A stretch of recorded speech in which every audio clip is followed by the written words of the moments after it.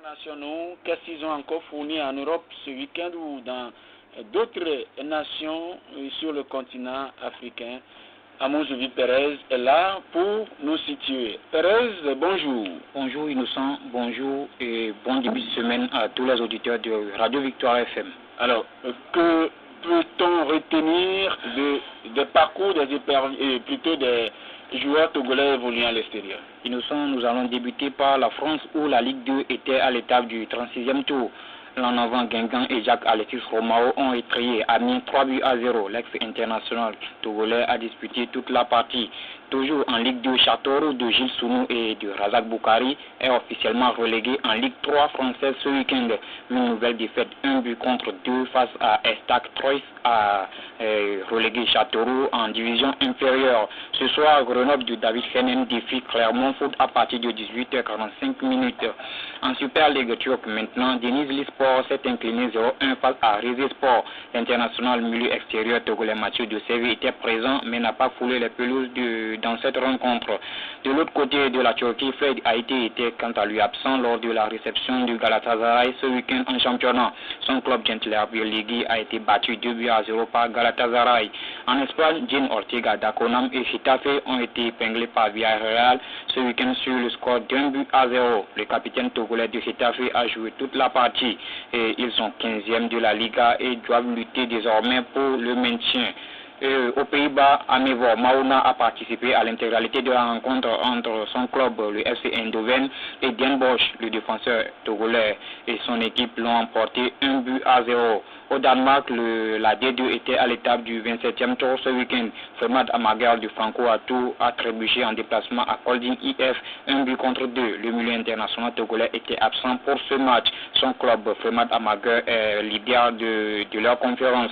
En Écosse, plus rien ne va pour Livingstone et Steve Lawson. Ce week-end, ils ont de nouveau courbé les chines face à Aberdeen 1-2. Le défenseur latéral droit togolais était absent de la feuille de match pour ce match. En Irak maintenant, Al-Najaf de Wilson Akakou s'est défait du Tabala FC victoire 2-0. Le défenseur togolais a enchaîné son 30e match, toute compétition confondue avec l'actuel deuxième de la première ligue irakienne. À Bahreïn, Manama Club et East Rifa Club se sont séparés côte à côte un partout ce week-end en championnat. Le défenseur latéral gauche togolais et international avec l'équipe fanion des éperviers James Olufade a joué tout le match pour Manama Club. Aux Émirats Arabes Unis cet après-midi, on assistera au choc entre les deux attaquants togolais Pinel Mapa de Al-Ittihad Kalba et Al-Ain FC de Laba Kodjo Fodo. Ce sera à partir de 17h, temps universel.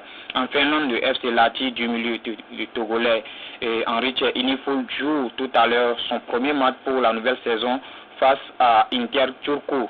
C'est sous le coup de 15h30, temps universel. Sur le continent, au Ghana, Elmina Sharks a battu Ashanti Gold de 2-1 ce week-end lors de la 22e journée de la première ligue ghanéenne. Le défenseur latéral gauche togolais Roland Amouzou était absent pour ce match. En Mauritanie, le FC Nouadhibou de Amatucci Kanivi a étrillé le FC Sahel 3-0. Le défenseur togolais était passeur sur le troisième but de son équipe. Il a joué toute la partie. Au Djibouti, le ACS Hayablé et Dikil FC ont fait un match nul et virage 0 but partout lors de la dernière journée de la Ligue 1 djiboutienne. Le portier togolais Yaoshil Djihan Nguissan a fait toute la partie dans les buts du ACS Hayablé. Ils ont terminé 6e au classement provisoire. Et voilà, Innocent, ce qu'on peut retenir des performances des Togolais évoluant à l'étranger. Voilà, merci beaucoup à Amouzoui Perez pour les internationaux. Qu'est-ce qu'ils ont encore fourni en Europe ce week-end ou dans d'autres nations sur le continent africain?